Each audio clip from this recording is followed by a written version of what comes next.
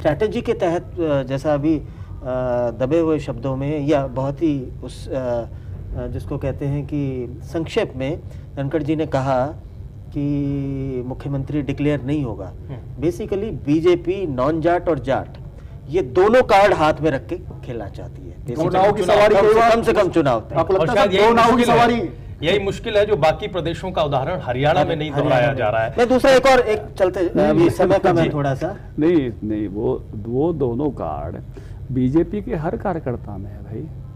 दो नावों की सवारी नहीं वो दोनों कार्ड बीजेपी के हर कार्यकर्ता में। शक्ति ने बहुत अच्छी बात कही। नहीं दो नाव कहीं दो नाव की सवारी नहीं है। शक्ति में बता रहा हूँ इतने साल काम करने के बाद, इतने सालों संगठन का सब संस्कार, किसान नेता हैं जो हैं गैर जाट और जाट आपके बैल बन जाएंगे और आप अच्छी खेती कर ले जाएंगे और इसीलिए आप ट्रैक्टर से उतर भी रहे ट्रैक्टर से आपको लगता है कि अब तो बैलों से इतनी खेती हो जाएगी ट्रैक्टर की जरूरत नहीं।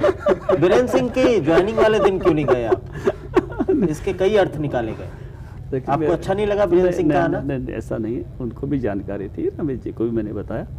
मेरे परिवार में मेरी दादी जी 102 साल की जिनकी आयु हो गई थी, वो 14 अगस्त रात्रि में उनका एक तरह से महाप्रयाण हुआ और 15 अगस्त का दिन उनका संस्कार हमने किया। तो ये आज जब उनके नाम की एक शुद्धि के हवन होने के बाद ही मैं स्टूडियो में आया हूँ, तो उस समय आपको मालूम है कि परिवार में जब कोई ऐसी घटना होती है। चक्रव्यूह में अगर ये सवाल आपसे न पूछा गया तो तमाम दर्शक जो हमें देख रहे हैं उन्हें शायद ये चक्रव्यूह अच्छा न लगे।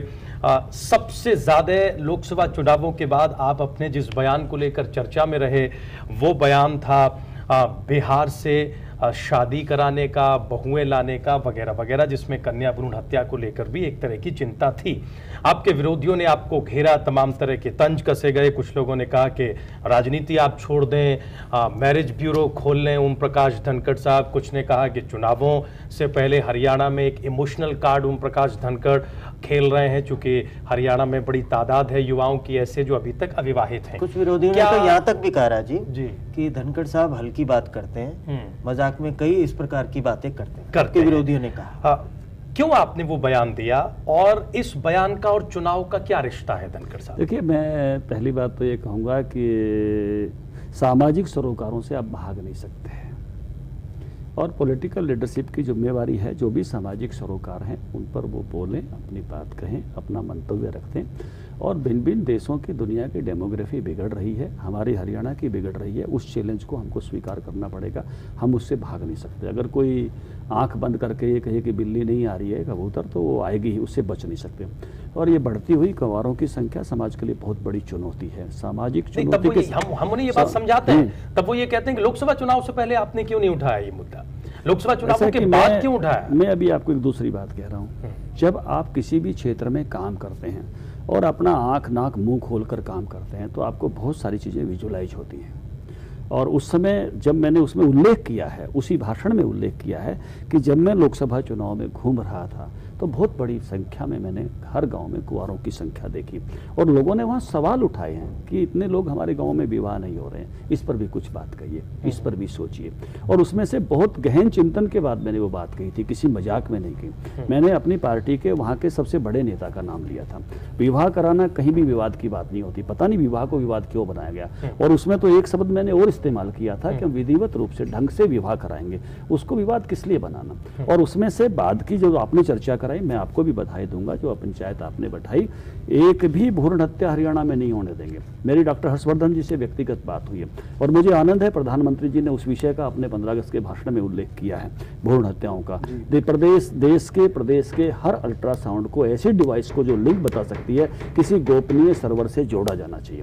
मुझे हर्षवर्धन जी ने वादा किया है कि मैं इसकी व्यवहार्यता की परख कर रहा हूँ, क्योंकि निजता का एक विषय आता है, तो उस निजता के विषय को निपटते हुए कैसे ऐसे गोपनीय अल्ट्रासाउंड्स में उनको रखा, उसको सर्वर्स में रखा जाए, एक विषय है। दूसरा विषय ये है कि एक निर्धनता से संपन्नता की तरफ प्रवास, उसको आप रोक नहीं सकते। हमारे लोग भी अमेरिका और कनाडा जा रहे हैं, हमारी बेटियों के भी वहाँ हो रहे हैं। तो ये जो प्रवास हो रहा है ये ह्यूमन ट्रैफिकिंग से अभी गलत तरीके से हो रहा है, ये सही तरीके से हो, ये विधिवत हो, इसके लिए सिस्टम बने। सरकार बनती है तो इंटरस्टेट शादी.com जैसी वेबसाइट खोलने में भी क्या दिक्कत है, वहां के दोनों राज्यों में रजिस्ट्रेशन होने से ह्यूमन तस्करी रुक सकती है। तब दिक्कत और क्या मैं है? और आगे की बात बताता हूँ। आपके बयान को गलत समझा गया, आपकी शैली खराब थी, या वाकई मजाक में दिया गया था? क्या इतने गंभीर विषय को उतनी गंभीरता से लिया क्यों नहीं गया? मेरे लिए भी समझने का विषय है कि क्यों उस विषय को, और क्यों अगले दिन, उस समय नहीं बना, क्यों उसको सने सने करके उस तरह से बढ़ाया गया। और लेकिन शायद जब बाद में इस पर समझा, और बहुत अच्छी मैगजीन्स, आज मुझे कोई आउटलुक दिखा रहा था कि ओम प्रकाश धनखड़ के बयान से ह्यूमन तस्करी एक विषय बना, जिस पर चर्चा हुई, भिन्न भिन्न राज्यों में जांच हुई, बहुत अच्छे अच्छे आर्टिकल्स उस विषय पर आए हैं और लोगों ने उस पर सोचना शुरू किया है। तो उस नाते से ये विषय बनना चाहिए। मैं ये चाहता हूँ विवाद से भी बने, कोई दिक्कत नहीं है, विषय बनना चाहिए। विषय मैंने कहा है कि ये सर्वर वाला विषय, ये सब विषय जो है घोषणा पत्र में हम लेकर आ रहे हैं। तो ओम प्रकाश धनखड़ को ये पूरा यकीन है कि 14 के चक्रव्यूह में बीजेपी की नैया पार होगी इस बार? हरियाणा में वो होगा जो कभी नहीं हुआ बीजेपी के लिए। मुझे लगता है कि जैसे मोदी जी के लिए लोगों ने 1 साल पहले मन बना लिया था, और जब लोकसभा चुनाव हुए तो दिक्कत ये है कि यहाँ तो कोई मोदी जैसा चेहरा नहीं है। मन किसके लिए बनाया जनता? मैं बता रहा हूँ आपको। तो हमको लोकसभा चुनाव के बाद 1-1.5 महीना ऐसा लग रहा था कि शायद जो लोकसभा में हुआ है वो विधानसभा में होगा या नहीं होगा।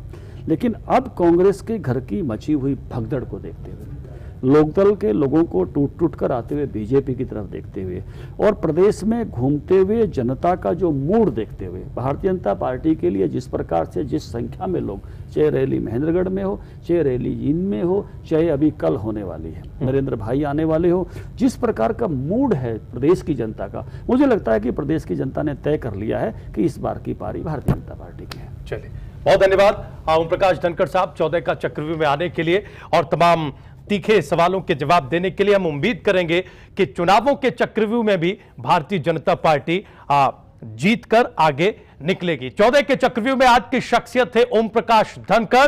अगली बार किसी और शख्सियत के साथ इसी तरह के तीखे सवाल लेकर हम फिर हाजिर होंगे, लेकिन आप कहीं जाइएगा नहीं।